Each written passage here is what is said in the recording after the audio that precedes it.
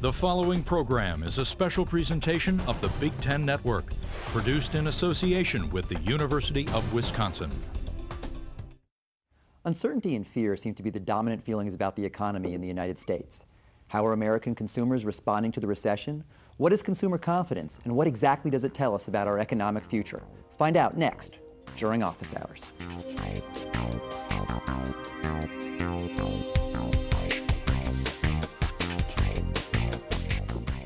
I'm Ken Goldstein, Professor of Political Science at the University of Wisconsin-Madison. Today we're looking at consumer behavior in the marketplace during these tough economic times. How has consumer spending been affected? Has the economic crunch affected people's buying and saving habits for the future? Does it affect how businesses do business? Joining me to help us better understand consumer behavior is Tom O'Gwyn from Wisconsin School of Business. Tom is a professor of marketing and is also the faculty director at the Center of Brand and Product Management here at UW-Madison. He's the author of Advertising and Integrated Brand Promotion. With a background in communication, his research focuses on advertising and brand image, as well as the sociology behind consumer consumption and economics. Tom, thank you for joining us on Office Hours. Great to be here. Set the stage a little bit for me. What's the importance of consumer spending to the United States economy as a whole? Enormous. We pretty much a service economy, and consumer spending drives the U.S. economy predominantly. So this is not just this academic discussion, or it would be nice if people went out and spend stuff, but that's what's creating jobs is people going out and buying things. Right, and that's the concern, whether people are going to come back and spend as they once did. And so I think a great deal of uncertainty about this, a lot of concern. So we seem to get almost a score every day of consumer confidence, right, and what people think about the economy. In politics, we'll often ask people whether they think things are going to get better or get worse. So we're going to throw a graphic up there, and it shows that people still think things are getting worse, but fewer people think things are getting worse now than a couple months ago. Would it be accurate to sort of sum up all those scores that we're getting, that compared to historical averages, we're not doing terrific, but there has been a slight uptick in consumer confidence since the dark days of 4, 6, 8, 9 months ago? Oh, that's exactly right. The general trend line is positive, but we're still well below historical norms. Yeah. Okay. So, talk to me first. We're having a big discussion about consumer behavior in bad times, but let's understand first something about consumer behavior during good times, or normal times. Give me some of the basic elements of consumer behavior that you'd think about, that you teach about in the Wisconsin School of Business. Well, generally, there's a lot of reasons people buy what they do and spend as they do, but in the U.S., for a long time now, since the end of World War II, really, there's been just an increasing willingness to spend against the future, to borrow. Consumer credit has been a large part of that. And just generally, the culture has consumer culture has become very entrenched in the U.S., and we don't like to delay gratification. We like to get our stuff now and pay for it later, and that's been a traditional marketing appeal. But in general, we have been pretty aggressive spenders compared to other nations. Low savings rate, negative savings rate. So you hear the terms impulse buying or emotional buying. Right. Would Americans be more, in good times, impulsive or emotional buyers than people in other countries? Well, we tend to give ourselves gifts a lot. A lot of people talk about Americans are huge self-gifters. We like to reward ourselves for all kinds of accomplishments, real or imagined. And so we tend to buy impulse items, even quote-unquote large impulse items, at a greater rate than most economies, yes. And so an impulse buy would be defined as something that you had no particular plan to buy 3 days ago and buy, or you have no particular plan to buy when you go into the store, or? Well, generally speaking, most impulse buys are just the frequency of consideration time. If you didn't consider it very long, and you didn't think about the consequences of the purchase very much, those are called impulse buys. Most impulse buying is in low-ticket items, things near the checkout register. But in the U.S., we've seen people buy large-ticket items impulsively, and that is unusual for that to occur. So that whether that would continue in bad economic times is doubtful. But in good times, people occasionally walk into the car dealership and just feel like buying a car and buy it. Not often, but occasionally. So, good times, feel like buying it, you buy it. We're now in bad times. We're now in a recession, and we're going to keep looking at how consumer behavior changes in a time of recession. Stay with us on Office Hours.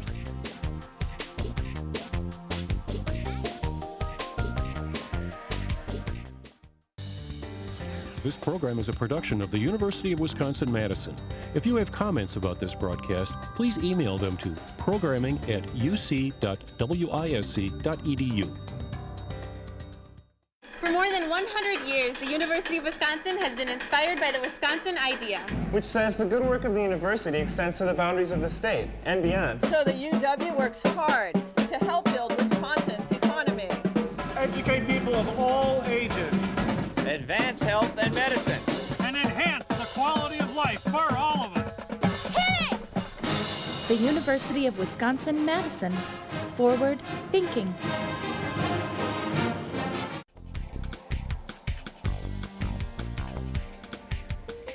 Welcome back to Office Hours. Joining me today is Tom O'Gwyn from the Wisconsin School of Business, and we're discussing consumer behavior in bad economic times like we're in now. So during good times, we talked about how people buy emotionally, buy on impulse.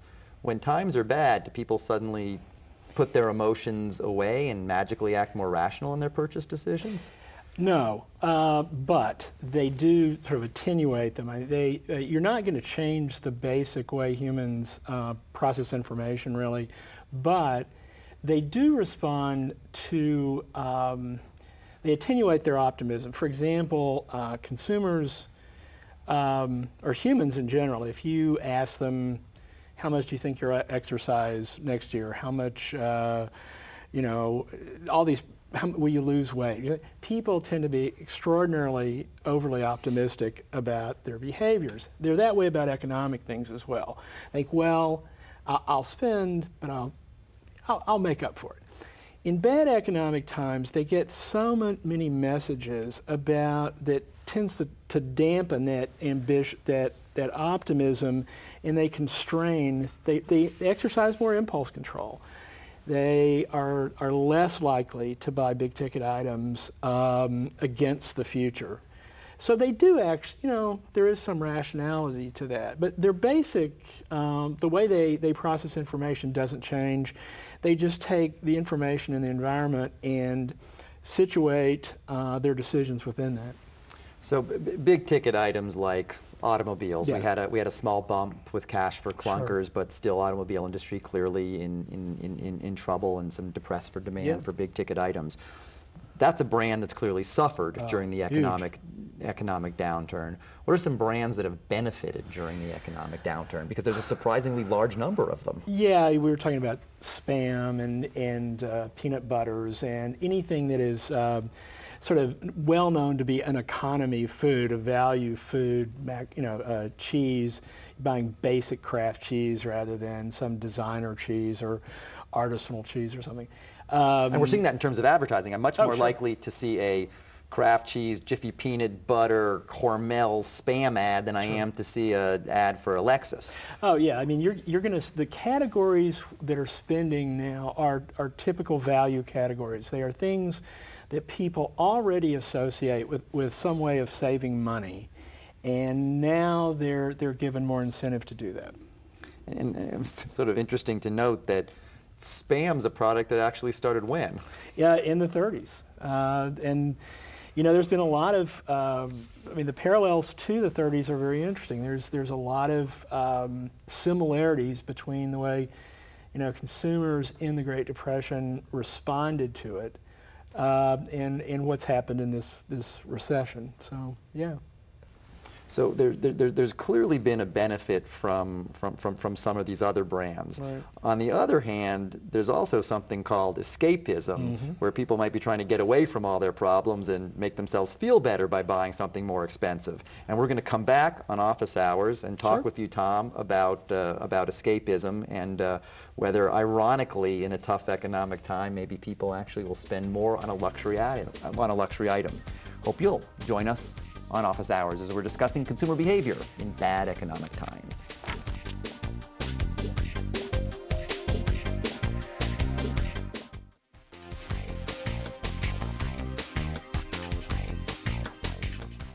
Welcome back to Office Hours. We're with Tom O'Gwyn from the Wisconsin School of Business talking about consumer behavior during tough economic times.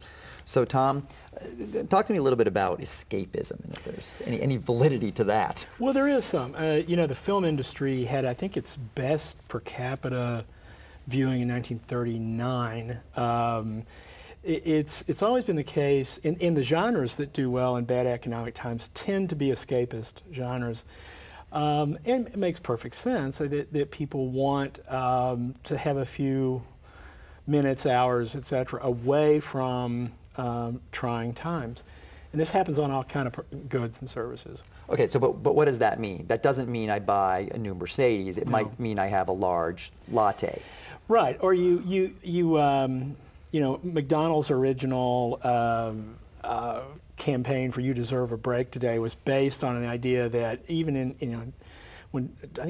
during a slight recession, that even people would think, I need to buy myself that little extra meal at McDonald's, and so people do all sort of little things, but it's typically been entertainment, alcohol, and other fairly accessible means of kind of escaping the harsh realities of the economy. So that's interesting. Escapism doesn't mean expensive. No, it's typically fairly inexpensive and readily accessible. Beer sales, up or down in a recession?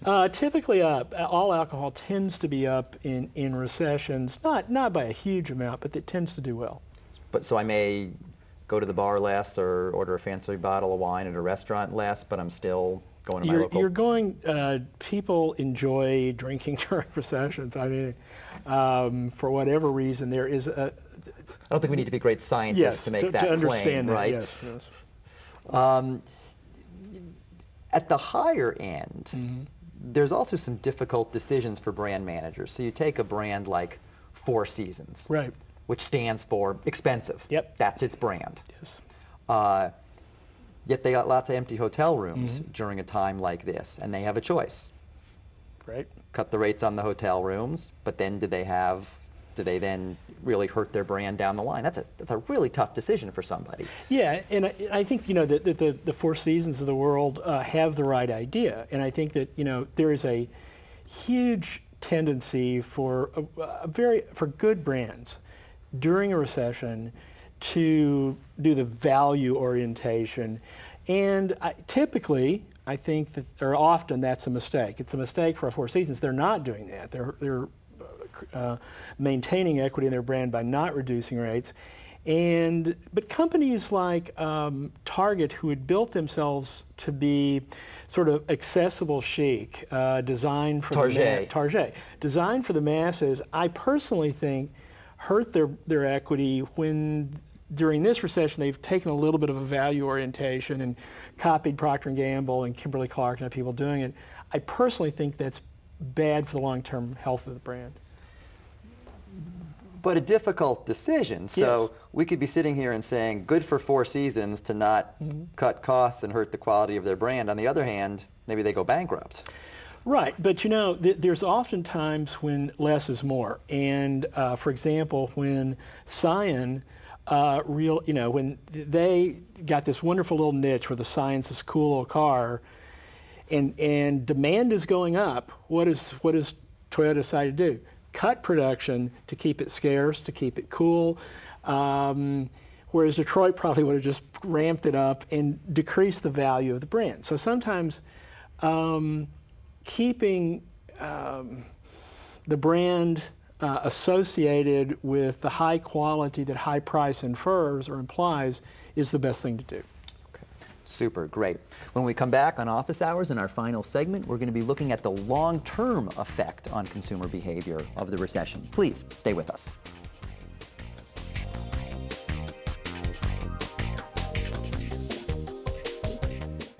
For more than 100 years, the University of Wisconsin has been inspired by the Wisconsin idea, which says the good work of the university extends to the boundaries of the state and beyond. So the UW works hard to help build Wisconsin's economy. Educate people of all ages. Advance health and medicine. And enhance the quality of life for all of us. Hit it! The University of Wisconsin-Madison. Forward thinking. This program is a production of the University of Wisconsin-Madison. If you have comments about this broadcast, please email them to programming@uc.wisc.edu. Welcome back to Office Hours. We're with Tom O'Gwyn from the Wisconsin School of Business talking about consumer behavior in tough times. And we're going to look forward now in our last segment here. So you talked about how Toyota wanted to keep their brand cool. Mm-hmm. You've also done some thinking and some work about how it's now cool to be thrifty. That whereas you might have bragged about how much you spent before, now you're bragging about how much you saved. Yes. Where you might have, in previous years, hidden the fact that you bought that airline ticket on Priceline, and now you brag that you bought that ticket on Priceline. Talk to me a little bit about that. Yeah, it's interesting, if you contrast it to sort of what people call the designer decade of the 80s, where labels started appearing on the outside of clothing. And we bragged a lot about how much we spent, and we signaled our social status by how much we spent. Now it is in this recession, and even predating this recession a little, there's been more capital, cultural capital, by showing what a good deal you got, what a smart shopper you are, how little you paid for a certain thing. It's kind of the Costco kind of phenomenon, So I think that has been a significant change in the way people think about these things. People have changed, perhaps now that there's more cultural capital. Do we think that's going to endure? So there was a recent article in the New York Times, and an analyst from Information Resources, Tom Blishock, made the following claim: "This new consumer will shop the rest of her life differently. Behavior has been modified as a result of this recession." So he's making the claim that these changes that we've talked about that are happening in bad times are going to fundamentally change how consumers act down the line. Mm-hmm. Do you buy that? You believe that? Not a bit. All apologies to Tom at IRI. I think that is highly unlikely.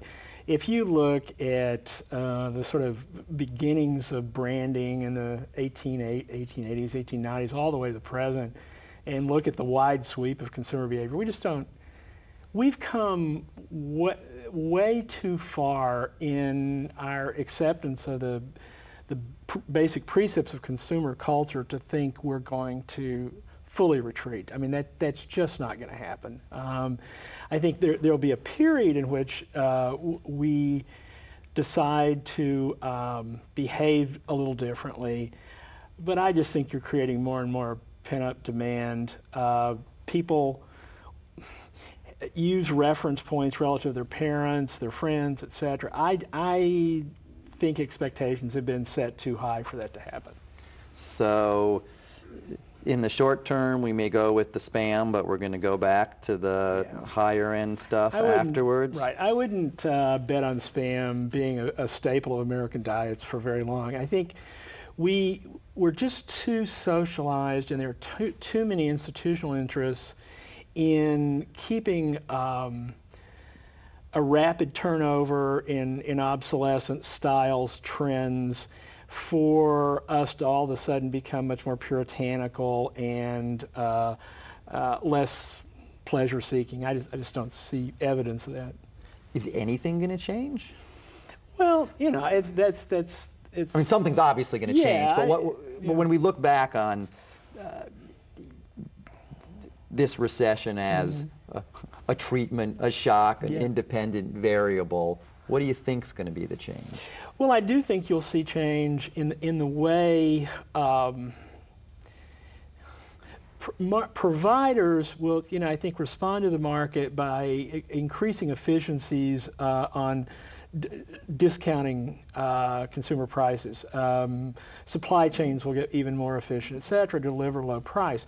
But I don't see 20 years from now this particular recession having made fundamental changes in the consumer behavior of Americans. I just think if you look at the long sweep of history, there are just way too many reasons to believe that just wouldn't happen.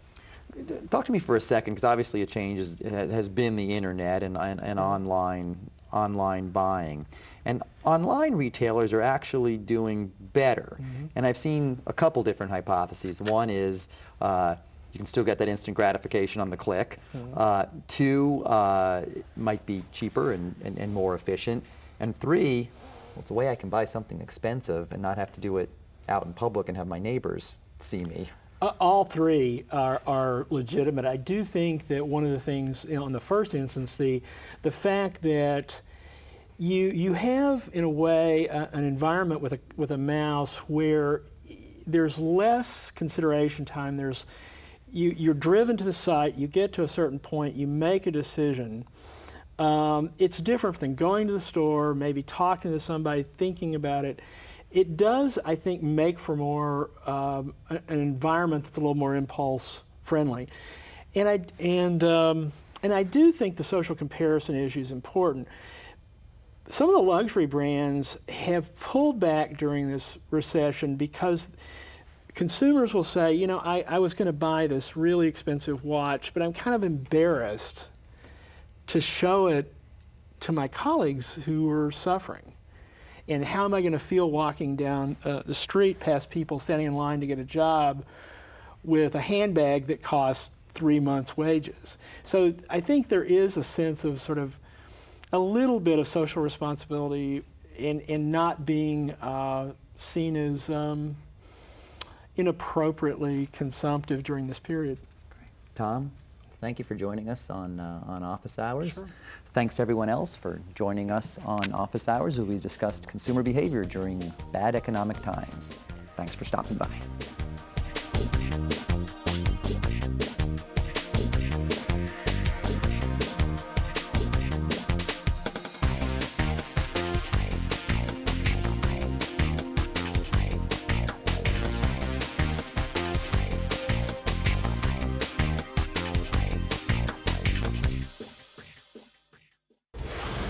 The preceding program was produced by the University of Wisconsin in association with the Big Ten Network.